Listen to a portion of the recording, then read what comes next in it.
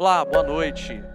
Gente, que saudade da gente estar perto, estar junto de uma forma mais aconchegante, mas o momento ainda pede alguns cuidados. Então, devagarzinho, a gente vai se ajustando, vai se adaptando e vamos vencer e passar esse momento. Nós nunca deixaremos de ser igreja. Estamos numa caminhada de fé, de cuidado, de mutualidade, de oração. E eu quero dizer para você, a IBB não sai do nosso coração. Você continua fazendo parte daquilo que a gente chama de igreja. E eu quero pedir para você, que você possa nutrir esse sentimento. Você é parte da IBB. E você que está nos ouvindo pela primeira vez, está participando desse culto, sinta-se também parte desse nosso cuidado. Eu quero agradecer a Deus pela sua vida, pelo seu compromisso, pelo fato de você estar dedicando esse tempo para o Senhor, para que juntos nós possamos celebrar a Deus e agradecer a Ele e entregar o nosso culto ao Senhor. Esse é um tempo onde a gente é abençoado, mas onde a gente também abençoa muitas pessoas. Por isso eu quero convidar você para orar nesse momento, para que Deus possa acolher a sua oração, tratar com o teu coração e levar você para mais perto da vontade dEle. Se você puder, feche os seus olhos, eu quero orar com você. Pai, em nome de Jesus, nós te agradecemos, ó Deus, pela bênção que nós temos de possuir recursos para que hoje, nesse dia, a gente possa se reunir como igreja. Senhor, nós cremos que a Tua palavra, ó Deus, é aquilo que sustenta a nossa caminhada, que a presença do Teu Santo Espírito é aquela que mantém aceso a chama do nosso amor. Por isso eu peço a Ti, ó Pai, que possa nos encher nessa noite, com a Tua palavra, com a presença do Teu Santo Espírito, e que o Senhor possa receber o nosso louvor, a nossa adoração e a nossa gratidão. Por favor, Pai, acolhe também o coração daqueles que estão nesse momento contritos, sofrendo, passando por dificuldades, porque nós cremos, ó Deus, que o Senhor é aquele que traz consolo, paz e que traz provisão ao Teu povo, à Tua igreja, à nossa nação. Por isso nós oramos assim, em gratidão e pedindo que o Senhor nos abençoe em todo esse culto, em nome de Jesus. Amém e amém. Deus te abençoe, que você possa ter momentos muito especiais na presença de Deus nessa noite. Boa noite, irmãos, que você possa nesse momento fazer um momento de louvor a Deus, cantar com muita alegria, celebração. Estamos com saudades, mas que você possa fazer nesse momento um momento de comunhão com os seus irmãos também. Celebrando juntos.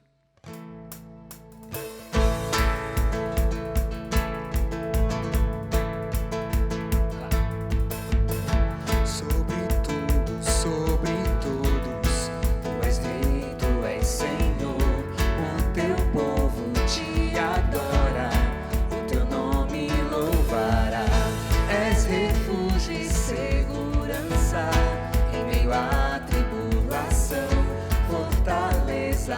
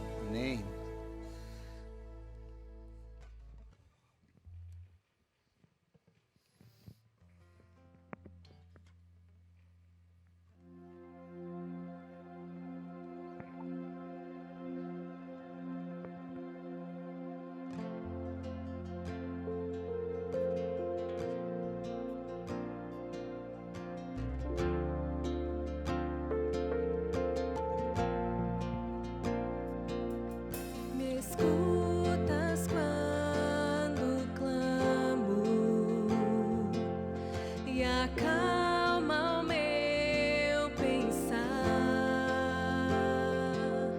Me levas pelo fogo, curando todo o meu ser. Confio em ti. Confio em ti. Creio que tu és a cura. Creio que és tudo para mim.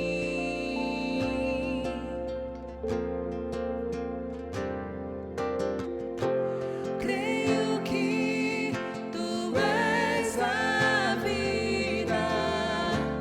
Creio que não há outro igual a ti.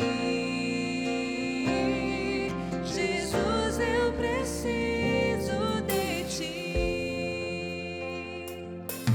Me escutas quando clamo e acalma o meu pensar. Me levas pelo fogo, curando todo o meu ser. Confio em ti. Confio em ti. Creio que tu és a cura. Creio que és tudo para mim.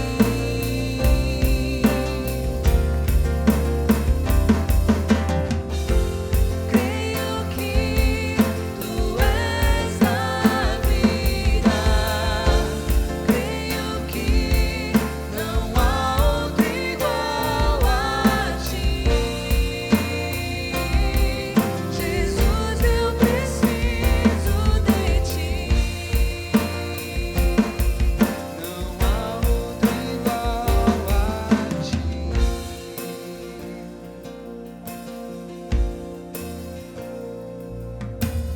Nada é impossível para ti. Nada é impossível. Nada é impossível para ti. Tens o meu mundo em tuas mãos.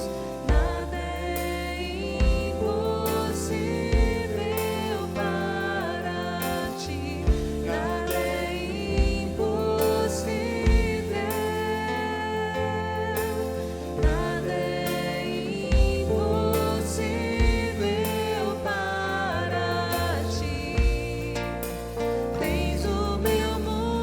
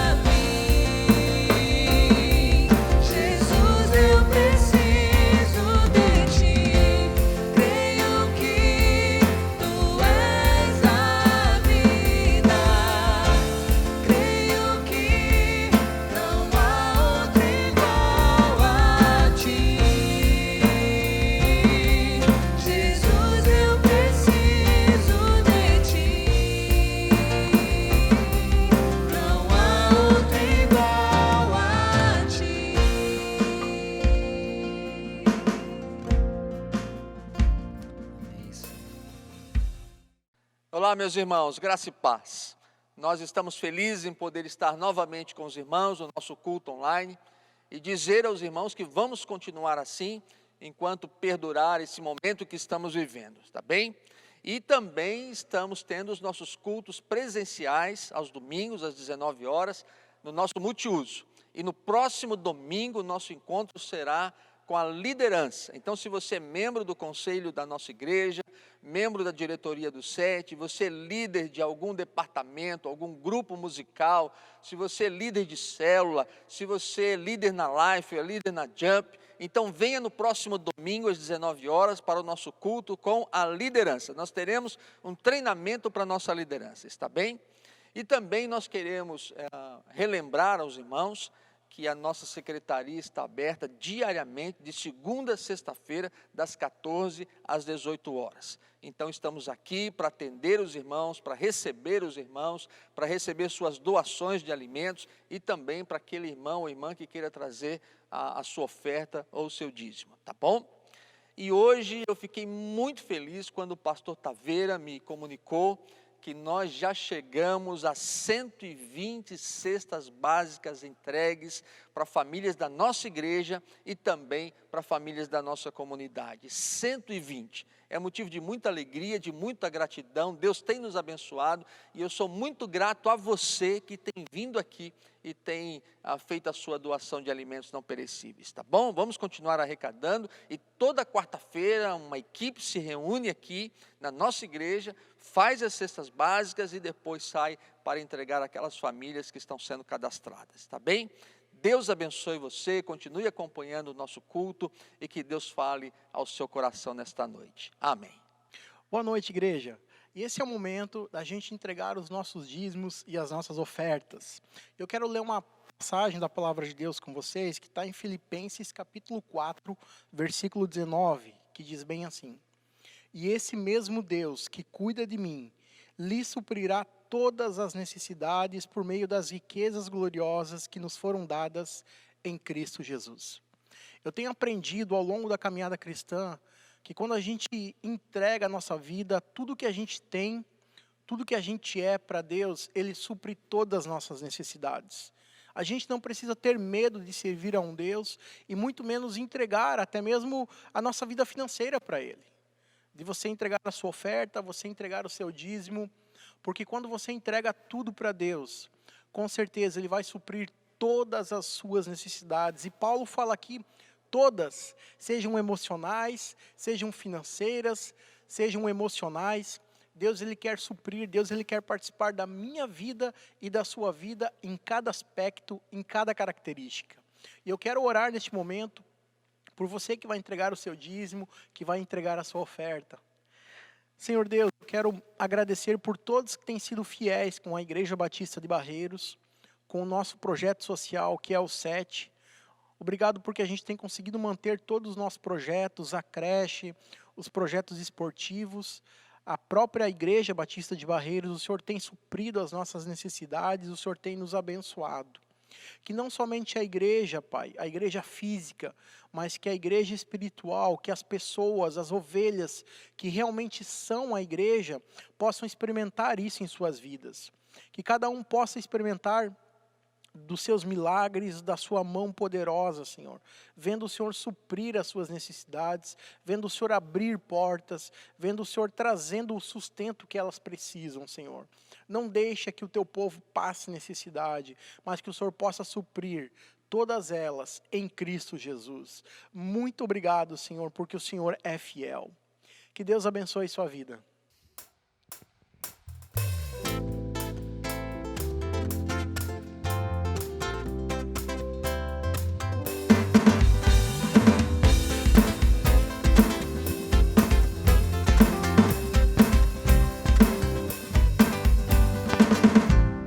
Nada vai me separar, mesmo se eu me abalar, teu amor não falha.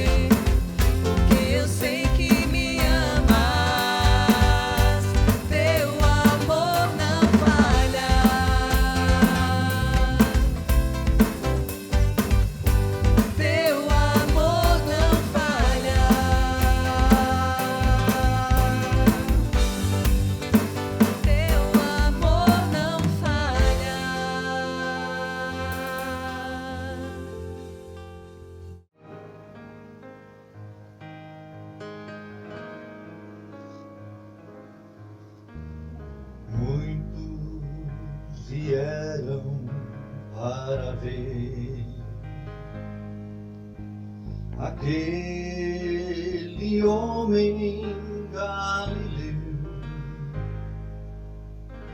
Não havia explicação para um carpinteiro ter tanto louvor da multidão.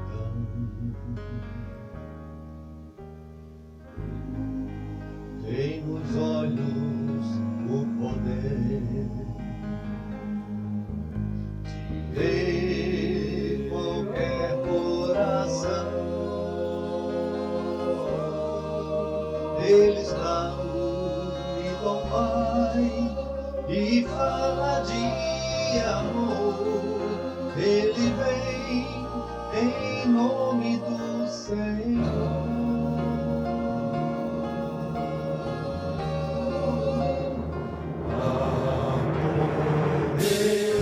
Em teu nome, Jesus,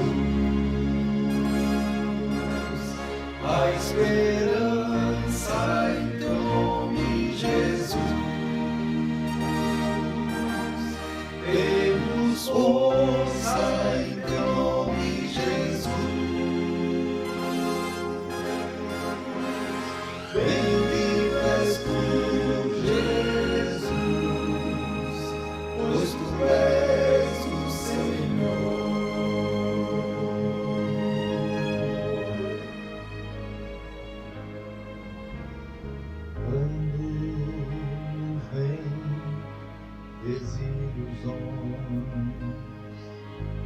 e a nossa vida se desfaz.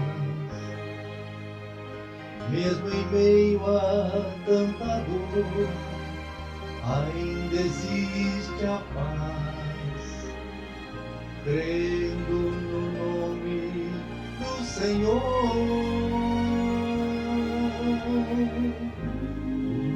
Doce nome de Jesus. Ele nos aprovou, Ele traz a eterna paz, Ele é a eterna luz, a correr no nome de Jesus.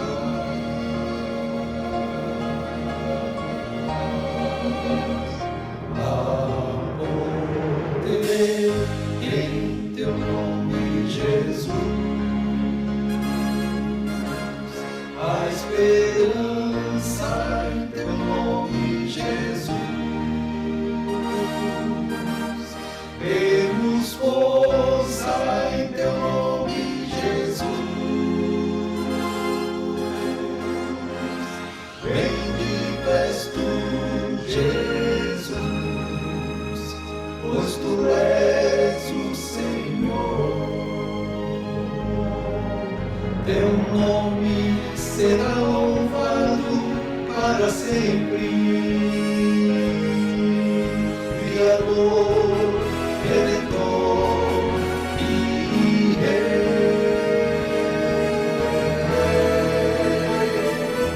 A poder em teu nome, Jesus. A esperança em teu nome, Jesus.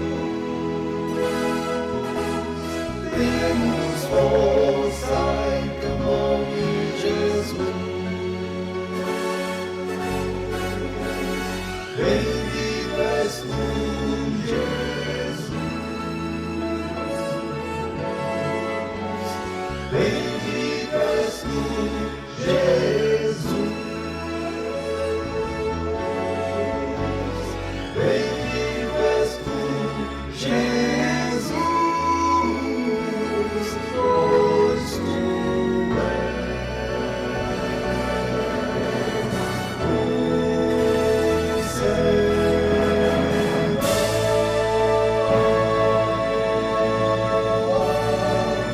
Tu és o Senhor.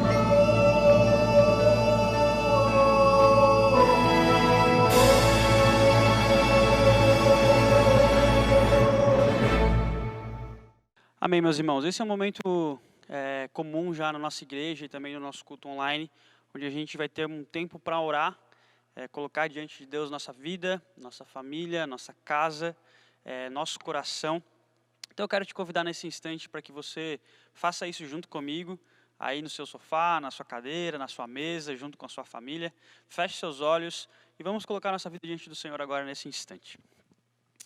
Santo Deus, muito obrigado, Pai, porque é mais um dia que o Senhor nos dá na Tua presença, mais uma oportunidade que a gente tem de, como igreja, te adorar, te louvar, exaltar o Teu santo nome e também, Deus, ouvir de Ti uma mensagem, uma palavra, ser abençoado pelo Senhor com a Tua graça e com o Teu amor. Pai, nesse instante eu venho, em nome da nossa igreja, Pai, interceder pelas famílias da nossa igreja, da nossa comunidade, as nossas famílias, Pai, que no meio do processo da caminhada dessa pandemia, a gente tem enfrentado muitas situações adversas dentro de casa. Às vezes o confinamento traz o excesso do relacionamento que a gente já não estava mais tão acostumado a ter, e isso acaba trazendo alguns desgastes entre a família, Pai. Que o Teu Santo Espírito possa trazer paz, discernimento aos nossos lares, aos pais no trato com os filhos, aos filhos no trato com os pais. A gente coloca diante do Senhor os casamentos, os maridos, as esposas, Deus, que o Senhor esteja abençoando, direcionando, Pai, a relação dentro de casa, para que a gente não venha sofrer com mais uma coisa, Deus, com mais uma dificuldade em meio a tantas outras que já nos cercam e nos rodeiam, Pai. Conserva também aqueles que têm trabalhado, que tem conseguido o sustento para a sua casa, Deus, supre a necessidade daqueles que infelizmente foram vítimas aí da crise, acabaram perdendo o seu emprego, acabaram enfrentando algumas dificuldades financeiras nos seus lares. Abre portas, Deus, mostra a tua provisão, que nessas horas de dificuldade, de angústia, essas pessoas possam encontrar o cuidado do Senhor, Deus. No mais, nós somos gratos a Ti, Deus, porque em todas as coisas, o Senhor nos mostra o seu amor, o seu carinho e tem sido fiel conosco, Pai.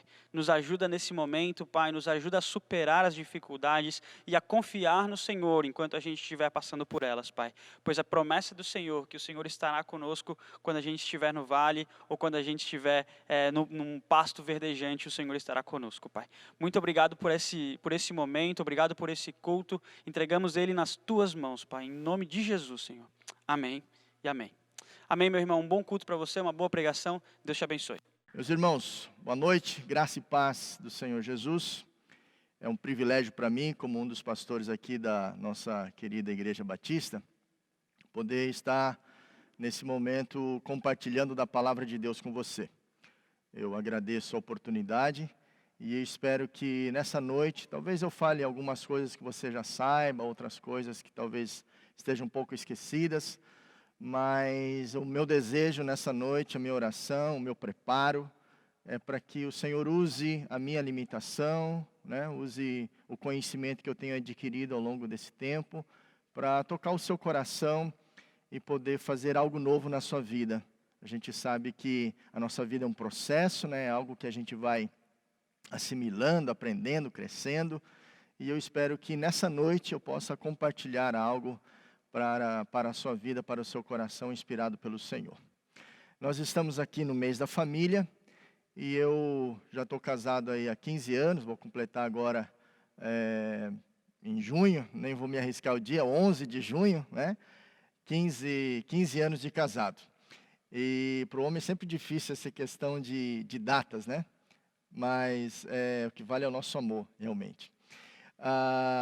E eu quero falar um pouco sobre casamento. Não tenho tanta experiência assim, mas algumas coisas eu já posso, né, falar com autoridade e à luz da palavra de Deus, daquilo que eu e a Elisandra, minha esposa, a gente vem aprendendo, né, amadurecendo um ao outro ao longo dessa jornada aí. Eu quero convidar você a abrir as Sagradas Escrituras nesse texto aqui, em Gênesis capítulo 2, do verso 18 ao 25, fala lá sobre a criação de Eva, né? Adão já tinha sido criado e o Senhor viu que ele estava só, não estava bem desse jeito e Deus então criou Eva. A gente conhece bem esse texto, mas eu vou ler para que a gente possa tirar dele e de alguns outros aqui que eu separei, aplicações e ensinamentos aí para a nossa vida. Então acompanhe lá, por gentileza, esse texto de Gênesis, capítulo 2, do verso 18 ao verso 25. Diz assim as Sagradas Escrituras: Então o Senhor Deus declarou: Não é bom que o homem esteja só. Farei para ele alguém que o auxilie e lhe corresponda. Depois que formou da terra todos os animais do campo e todas as aves do céu, o Senhor Deus os trouxe ao homem para ver como este lhe chamaria, e o nome que o homem desse a cada ser vivo. E esse seria o seu nome. Assim o homem deu nomes a todos os rebanhos domésticos, às aves do céu e a todos os animais selvagens. Todavia não se encontrou para o homem alguém que o auxiliasse e lhe correspondesse. Verso 21. Então o Senhor Deus fez o homem cair em profundo sono, e enquanto este dormia, tirou-lhe uma das costelas, fechando o lugar com carne. Com a costela que havia tirado do homem, o Senhor Deus fez uma mulher e a levou até ele. Então disse o homem: Esta sim é osso dos meus ossos e carne da minha carne. Ela será chamada mulher, porque do homem foi tirada. Por esta razão o homem deixará pai e mãe e se unirá à sua mulher, e eles se tornarão uma só carne. O homem e sua mulher viviam nus e não sentiam vergonha. Maravilha, né? Que texto abençoado que nós podemos ter o privilégio de acessar.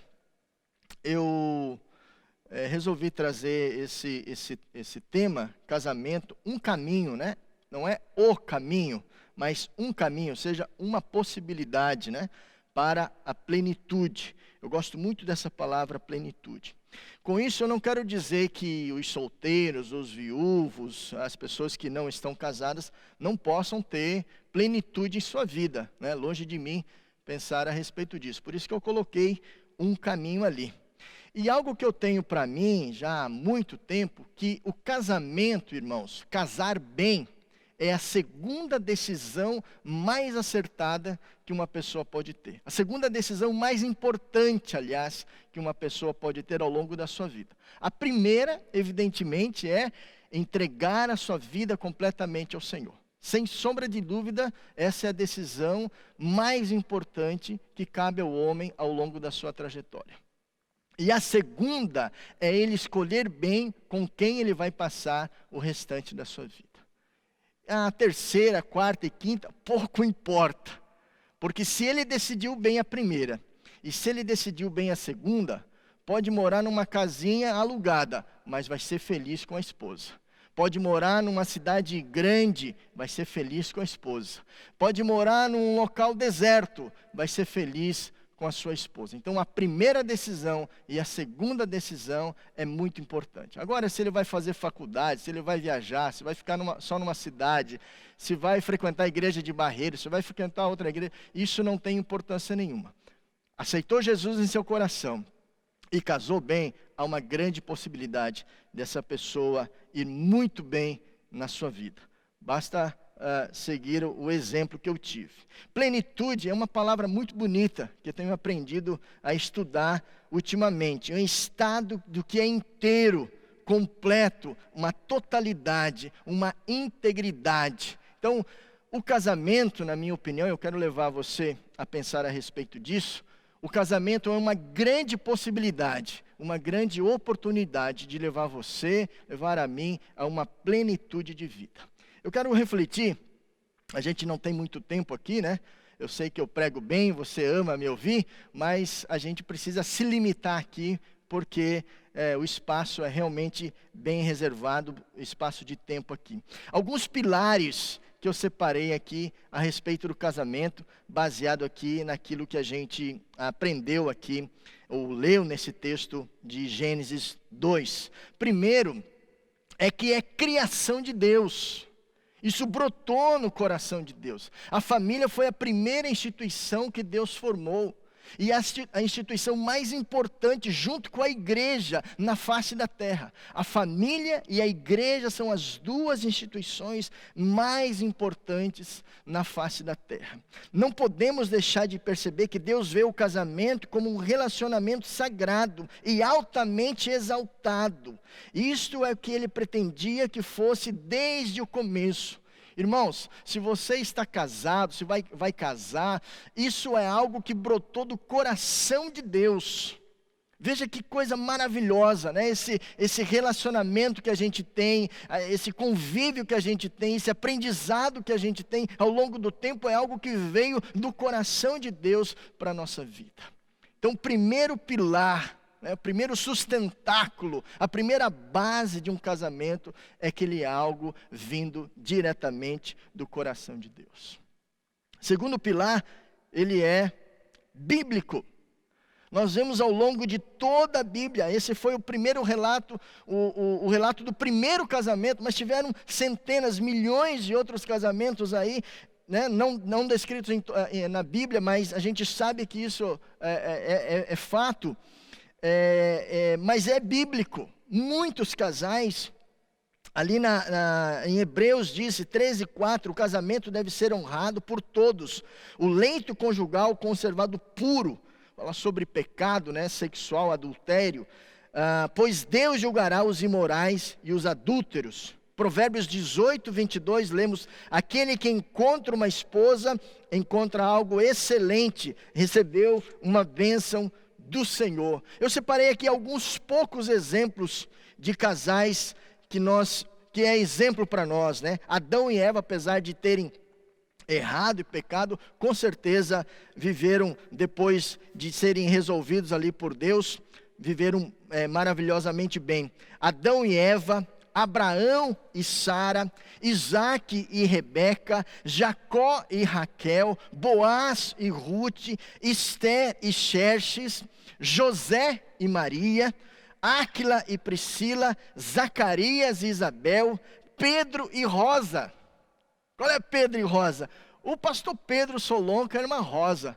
Eu trabalho na recepção aqui na igreja, e eu confesso para você, não sei se o pastor Pedro e a irmã Rosa estão me ouvindo aí, mas eu confesso, pastor e irmã Rosa, que receber vocês na igreja, durante os cultos, quando a gente se reúne aqui, é um dos grandes prazeres que eu tenho de estar aqui na nossa igreja durante o culto. Então, Deus abençoe vocês, obrigado pelo carinho, pelo exemplo que vocês são para todos nós. Um outro pilar, que talvez seja um tanto contestável aí pela mídia, né, pela alguns meios de cultural, mas o casamento aqui é heterossexual, não é homossexual. Deus não criou um homem e um outro homem. Deus não criou uma mulher e uma outra mulher. Deus criou um homem e criou uma mulher, né? Deus criou macho e criou fêmea. Nós somos bombardeados continuamente com essa ideia de que um casamento também pode ser homossexual, mas isso não tem amparo nenhum na Bíblia.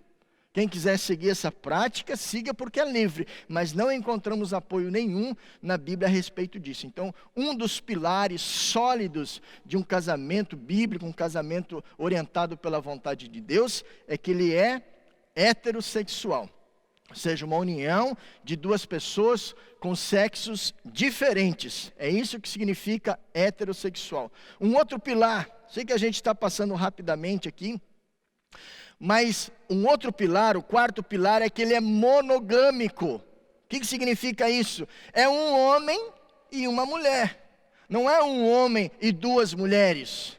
Apesar de ter havido situações desse tipo no Antigo Testamento, mas isso não foi propósito por Deus. Deus, ele não aceitou, né? Ele tolerou essa situação durante algum tempo, mas a ideia fixa de Deus é que era um homem e uma mulher. A gente vê em vários textos bíblicos, tanto no Antigo quanto no Novo Testamento, falando a respeito de adultério. Então, o nosso leito nupcial, o nosso casamento, né, sagrado, consagrado, aberto, conhecido de todas as pessoas, tem que ser um casamento monogâmico, né? Eu pertenço à minha esposa e ela me pertence. É uma relação entre duas pessoas. Se há uma terceira pessoa, essa pessoa, se não for Deus, né? Se há uma terceira pessoa, essa pessoa não está sendo abençoada e não está trazendo bênção para dentro do casamento. Então, quem sabe nessa reflexão aí, rápida, simplória, né? Maneira que eu falo, Deus esteja tocando o seu coração, quem sabe o seu casamento esteja correndo risco. Quem sabe seja o homem, seja a mulher, esteja um tanto desenfreado com algumas situações, e isso pode vir a causar sérios problemas para você.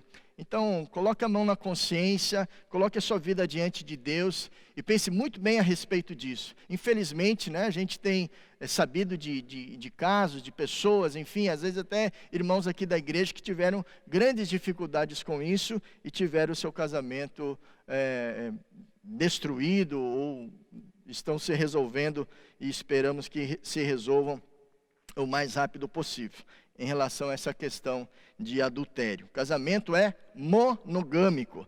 Um outro pilar de um casamento é um compromisso efetivo. Você vai comprar um terreno ou um carro, vai fazer algum negócio, você não faz um contrato?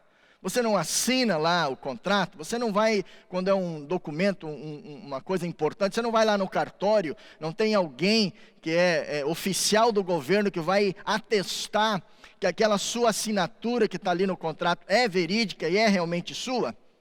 Pois bem, então, se um carro é importante, se um terreno é importante, se um contrato de trabalho é importante, o casamento também é importante. Então, quando você casou, você assinou lá.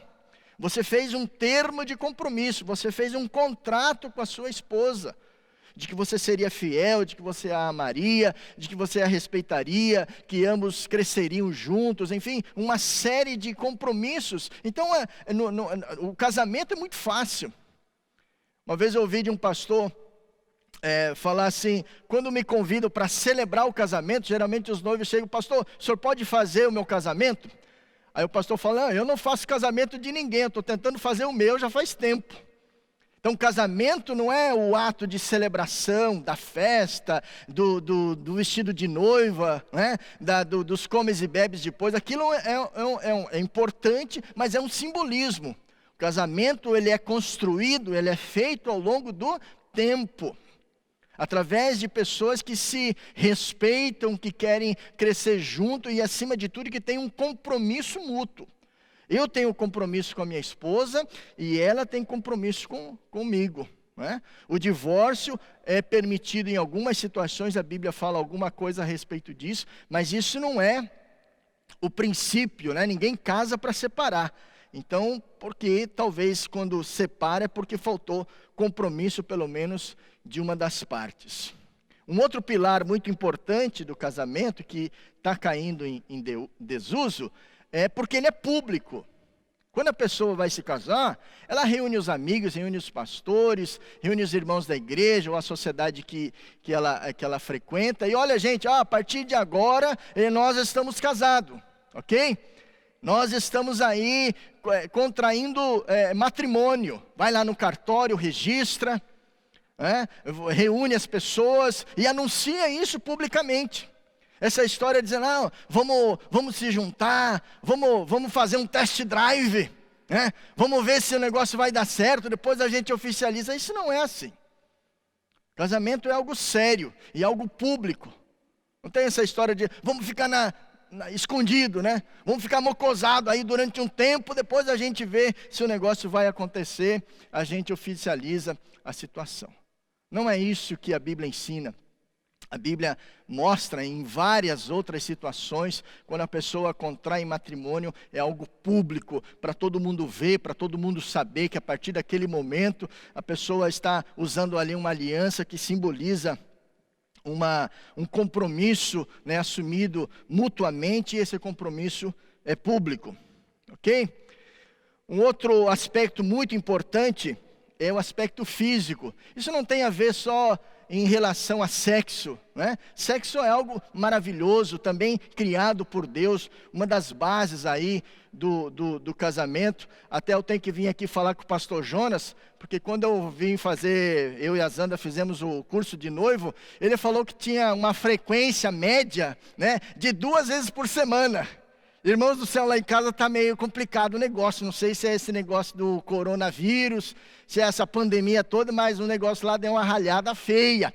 Então tem que vir aqui para o pastor Jonas pedir uma oração, trazer a Zanda, botar a mão em cima dela ali, para o negócio dar uma clareada, dar uma melhorada lá em casa, né? Mas é físico também, mas não é só sexo, é o afeto, né? É o carinho, é a demonstração de amor, é uma palavra que se fala, é uma maneira que se olha, é um presente que se dá. Às vezes a gente celebra muitas coisas espirituais.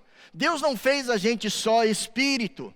Se o carnal, o físico não fosse importante, a gente seria anjo, ficaria voando por aí. Se Deus nos fez com carne, é porque isso também é importante e a gente deve valorizar.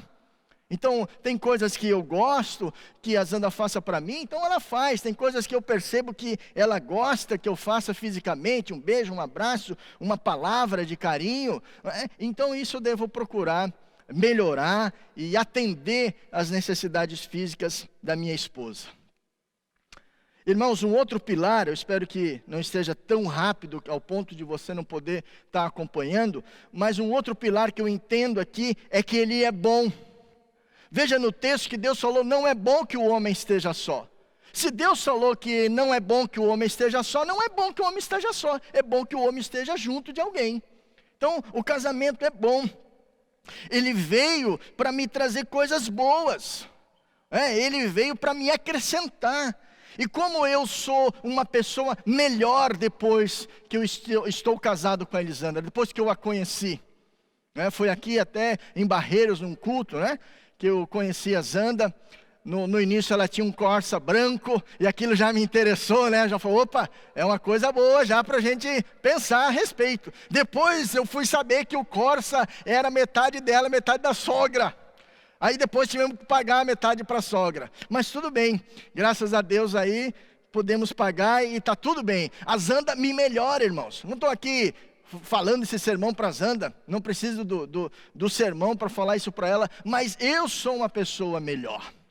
Se eu fosse solteiro, irmãos, o meu patrimônio não teria tudo o que eu tenho, apesar de limitado, o meu aspecto emocional, Imaginou uma pessoa sozinha, entra às vezes em depressão muito fácil, não tem com quem dialogar, não tem com quem a gente abrir o coração. A Zanda já nesses 15 anos já sabe do jeito que eu estou, se eu estou triste, se eu estou alegre, ela vai me orientando, eu também ajudo, apoio, dou as minhas opiniões em algumas coisas. Enfim, o casamento é algo bom que vem para somar. E um outro valor importante também, um outro pilar, é que é uma correspondência mútua. Estudando esse texto, eu percebi que ali no verso 18 e no finalzinho do verso 20, existem repetida 2 vezes essa palavra correspondência, que corresponda. E imediatamente eu pensei, opa, correspondência tem a ver com correio. Eu tenho uma carta, e o correio vai lá e leva essa correspondência para uma outra pessoa. Eu sou do tempo, não sou tão velho assim, mas eu sou do tempo que as pessoas mandavam cartões de Natal. Me lembro na casa da minha mãe, na época de Natal, ali por novembro, ela colocava uma bandeja de prata na mesa da sala, e todos os parentes, os amigos, os irmãos da igreja que mandavam cartões para ela, e ela mandava muitos outros também, ela colocava aqueles cartões ali na mesa da sala. Aquilo era uma das grandes emoções que eu tinha na época de Natal. Eu lia os cartões, os desejos, os votos ali de Natal e Ano Novo. Correspondência, então eu correspondo alguma coisa para minha esposa, a minha esposa devolve e corresponde algo para mim. É algo que é intrínseco, como uma engrenagem. Cada dente ali da coroa, do peão, vai ajudando e vai fazendo a corrente tocar o motor para frente. Então, tem uma coisa também que Santo Agostinho nos lembra que Deus, para fazer a mulher, não tirou um pedaço da cabeça do homem, nem um pedaço do seu calcanhar, porque a mulher não deveria ser chefe, nem escrava do homem, mas companheira e auxiliar, alguém que lhe correspondesse. Como é bom, irmãos, eu posso dar meu testemunho. Já tivemos algumas crises, algumas dificuldades, e a gente foi amparado, foi ajudado, a gente se ajuda, buscamos em Deus soluções, graças a Deus pelos nossos filhos, a nossa casa, aquilo que a gente vai conquistando. Como é bom estar casado. E eu e a Zanda, a gente tem desejo, tomara que Deus nos abençoe a chegar como o pastor Pedro e irmã Rosa, outros casais aqui da nossa igreja também, que são exemplos para nós, a gente chegar lá, na terceira idade, já velhinhos, juntos, buscando a Deus e zelando pela nossa família.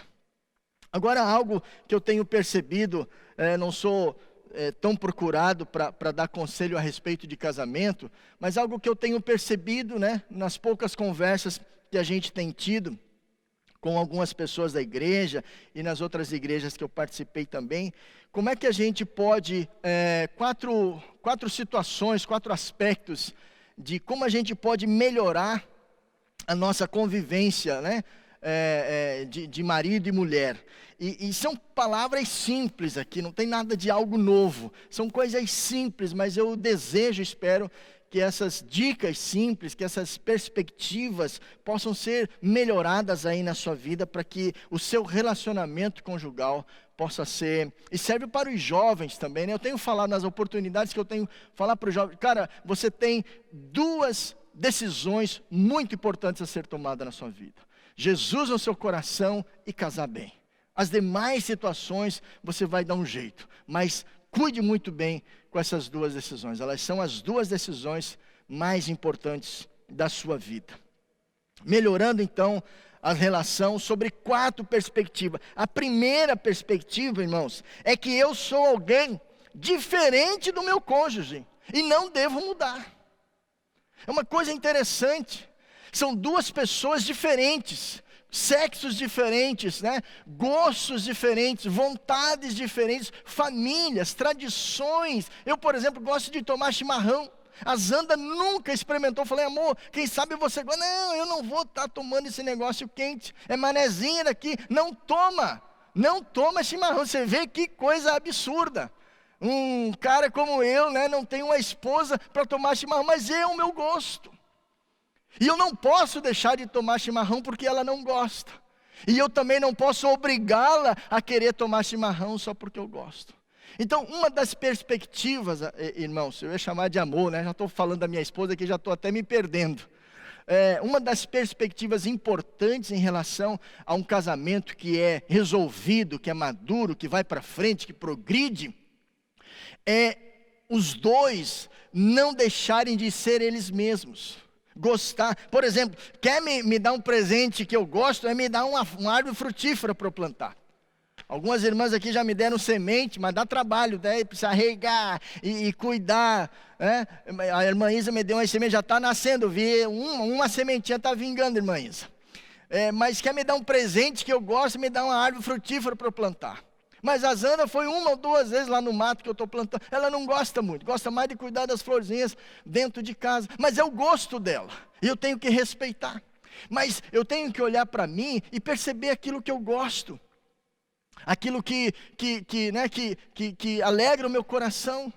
Claro que um casamento maduro, um casamento que está crescendo, eu tenho que perceber também o outro. Eu vou falar um pouquinho disso para frente, mas não se anule. Às vezes eu vejo isso muito nas mulheres. As mulheres às vezes casam com maridos machistas, né? Possessivos, às vezes agressivos, e elas se anulam. A mulher gostaria de fazer uma faculdade, não faz porque o marido não quer. A mulher gostaria de se vestir às vezes melhor, não se veste porque o marido é ciumento. Ou seja, é um casamento de uma pessoa só. A outra pessoa é escrava. A outra pessoa se anula por causa do outro. Isso está errado. Está errado. Você tem a sua vida, você tem o seu gosto, a sua vontade, o seu desejo. Falar em sítio, essa pandemia está atrapalhando, porque eu e a irmã Erotildes, nós vamos comprar um sítio em sociedade. Ela vai entrar com o dinheiro e eu vou entrar com a oração de posse, a oração consagratória. Eu só não avisei isso para ela, mas estou avisando agora, viu, irmã Erotildes? Eu não vou entrar com o dinheiro na sociedade. A minha parte é a oração, tá bom? Espero que a senhora concorde aí com o nosso contrato. Irmãos, isso é importante, não se anule.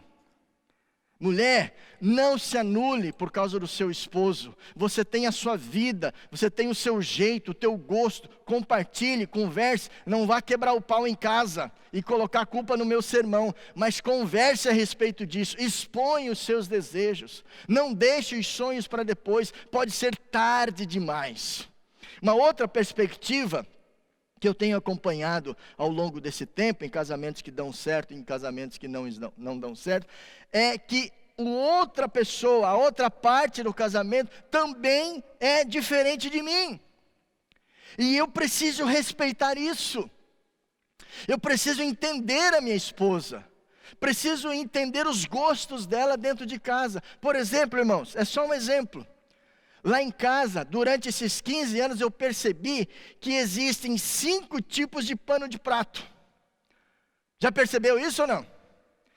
Primeiro pano, os 2 primeiros são importantes, que você tem que tomar o maior cuidado para nem encostar. O primeiro pano de prato é o decorativo. Na época de Natal vai aparecer lá, ou um Papai Noel, né, ou o Jesus, alguma coisa que tem esse tema. Na época da Páscoa, as ovelhinhas, aí você, opa, está na época da Páscoa, mudou o pano de prato. Aquele pano de prato é um objeto sagrado. Não encosta nesse pano de prato. Não é para secar louça. Mas, você pode perguntar, pastor, mas é um pano de prato. Mas não é para mexer. é só para decorar, é só para ficar bonito. Lá em casa está em cima do fogão. Se um dia você for lá em casa, você vai ver, está em cima do fogão. Eu já aprendi que aquele pano de prato não é para usar. O segundo pano de prato são vários. Eles estão guardados na gaveta. Na gaveta, lá embaixo das facas, lá tem os panos de prato. Ali você também não mexe. Quando o pano de prato, que é o terceiro, estiver em uso e ele já estiver muito molhado, você fala com a tua esposa: amor, eu posso mexer aqui na terceira gaveta para pegar o outro pano de prato? Aí ela vai vir e ela vai pegar para você. Irmãos, o da terceira gaveta é importante também. Você não bota a mão sem falar com ela. Chama a sua esposa e fala: amor, eu vou pegar esse pano de prato então. Pode ser? Então tem o primeiro, que é decorativo, o segundo de grau de importância, que está na gaveta. O terceiro você pode pegar, que é aquele que está no penduricalho ali, perto da pia, ou perto ali da geladeira. Aquele você pega para secar a louça. Na casa é assim. Aí o quarto, qual que é? É o pano que limpa a pia, que não é o pano de prato. Eu já errei muito, irmãos. É o pano da pia, que está lá na última gaveta. Aí tu pega aquele paninho que não vale nada, tá rasgado, tá puído, mas aquele paninho é para secar a pia, tirar ali o excesso de sabão e de água, e você torce bem, limpa de novo, torce mais uma vez e guarda ele seco. Esse de guardar seco eu aprendi faz pouco tempo, irmãos. Não pode guardar molhado, porque senão ele encaruncha. Então guarda sequinho. E o quinto pano de prato de grau de importância, ele está guardado num cantinho, vai descobrir que é para você secar a pia. Se a tua pia é inox, como ela é em casa, vai secar a pia e ela vai levantar o brilho.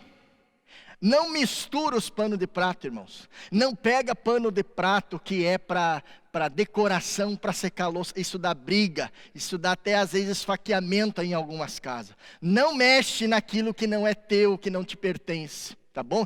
E outra coisa, aquele paninho lá, o quarto que está lá embaixo, que é de secar, às vezes dá vontade de passar na boca, né? Tá molhadinho, tá gostoso.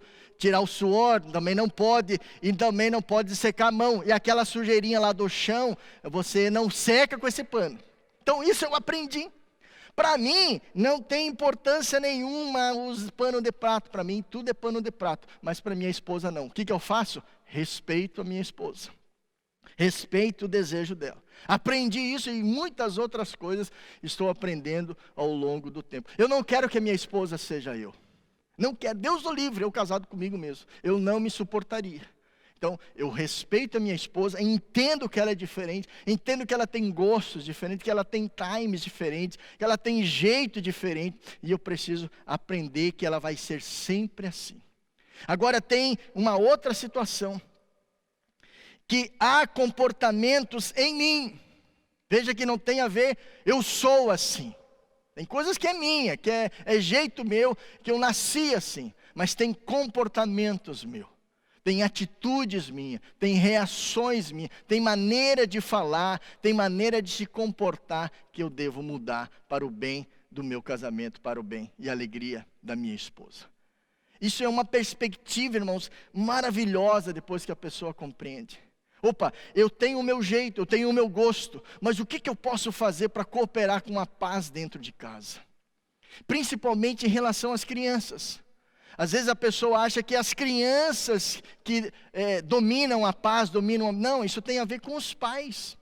Então eu sou responsável não só por mudar o meu comportamento em relação à minha esposa, mas também como pai de duas crianças maravilhosas, o Pedro e a Ana, eu também sou responsável de mudar comportamentos que estejam negativando a nossa relação, ser responsável por isso. O que a gente faz? Dialoga. A gente coloca os pratos sobre a mesa e conversa. O que eu estou fazendo que está errado? O que eu posso mudar? Quais são as palavras que eu estou dizendo? Ou ela mesmo me diz, né? Que é a quarta e a última aspectos que a gente poderia entender bem e começar a praticar. Que existem coisas no meu cônjuge que podem ser melhoradas e eu devo participar disso. Eu devo dar palavras, né? Irmão, quem sabe você não faz assim, ou vamos pensar de outra maneira, né? Ou vamos dirigir a nossa vida, a nossa família de uma outra maneira. Então, replicando aqui, repetindo, tem coisas em mim que é o meu comportamento, é o meu gosto, é o meu jeito. Aquilo que eu entendo, as minhas características. Eu entendo também as características da minha esposa. Pessoa diferente, irmãos. Diferente de criação, diferente de família, diferente de um monte de coisa. Eu não posso querer que ela seja eu. E eu não posso permitir que ela queira que eu seja ela também. Não vai dar certo. E às vezes as brigas de casais giram em torno disso.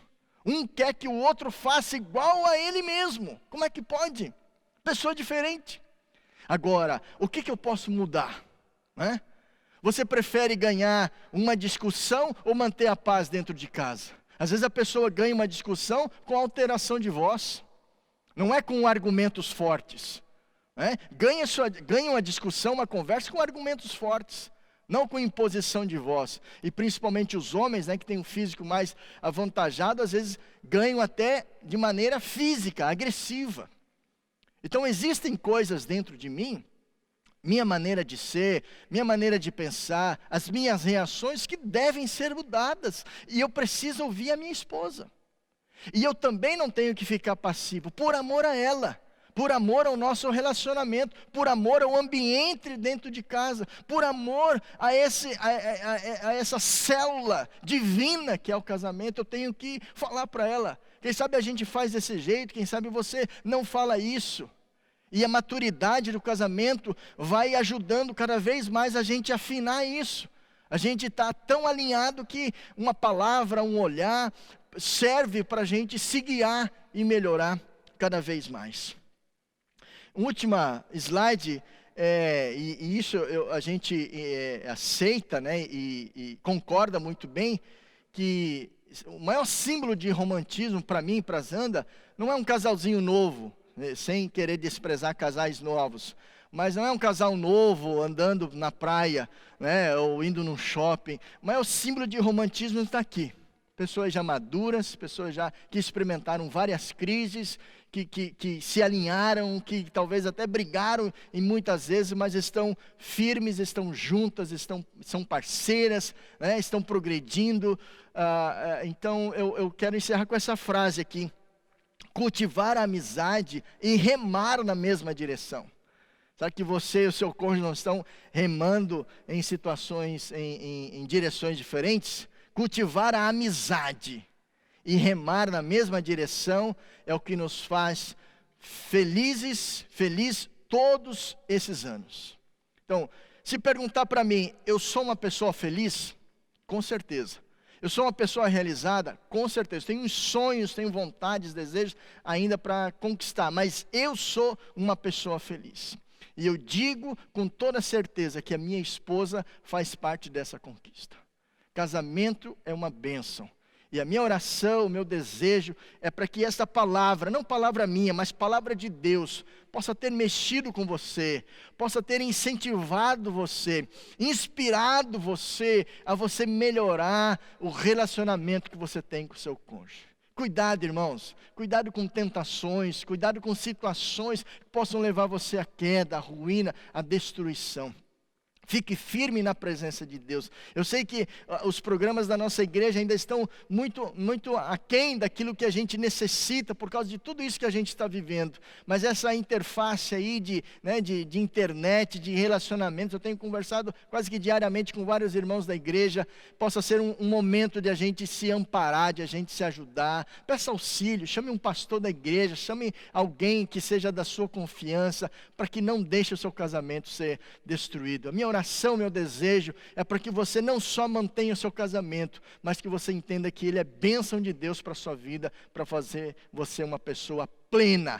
A plenitude da sua vida passa pela vida saudável de um casamento feliz. Deus te abençoe, fique firme na presença do Senhor. Foi um prazer enorme eu estar aqui investindo esse tempo da minha vida e a sua vida, glorificando o nome do Senhor através da meditação da Santa Palavra. Em nome de Jesus, uma excelente semana para você. Fique na paz. You will stay true,